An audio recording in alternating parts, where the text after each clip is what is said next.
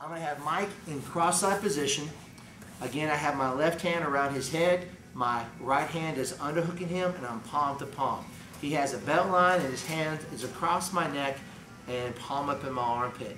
So what I'm looking for Mike to do first off, he is going to go with his right arm and come down and try and get his palm in my armpit. All right, so we're going to do that. We're going to do the first one we did. We can run out this way.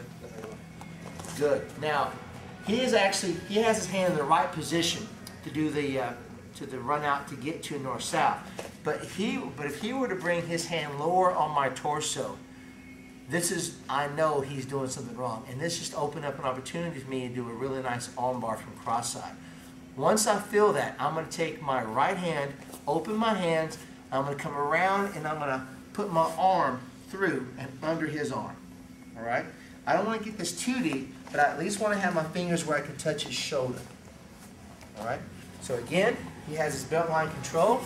He makes some space. He puts his hand down. I feel that. Now, if I don't counter this, go ahead and do the motion, Mike. Do it the right way. So you come up. He's going to do the actual motion the way it should be done. Go ahead and go out. There you go. Good. That's what Mike's looking to do. He's going to place his hand wrong, and I'm going to take advantage of that being wrong. So he comes around, and I hook his arm. Now, from this point, I'm going to take the hand around the head. I'm going to come around and bring my hand up and on top of his neck. So he will not be able to move his head. All right? So that's my first step. I don't want him to move his head at all. But notice how I kind of brought my arm out a little bit because I don't want to have my right arm too tight on his left or his right arm. So I just want to bring it back slightly. I'm now going to bring my right knee up into his armpit right next to my own arm.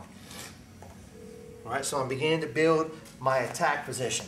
So my hand's still nice and strong on his neck, and my knee is technically across his belly, but I have his arm in play. I'm now going to step over with my left leg and place my heel next to my hand by his neck. Now, I can easily finish Mike, but I want to go ahead and get myself in really good position to be really solid. So I'm going to take my left hand, cup it, and control his neck, and I'm going to sit back and pinch my knees together. All right? Once my leg's in place, I can take my hand away, and I can bring my hand up just a little bit. Once I pinch my knees, he's already tapping. All right? So that's my arm bar. Be careful as you set back, guys, because you set back too fast because the hand is in the armpit, it can get really tight very quickly. Okay? So I have my position. He starts the motion. I capture the arm. This hand comes around, plants it. I would like to have my hand and my forearm so close to his neck that his head actually touches my left knee. I come up, plant my knee on his belly, bring my own arm up a little bit. Then I'm going to step over and bring my heel down next to my hand. Cupping the neck so I can fall back with control, and I close my knees. Now here's another option.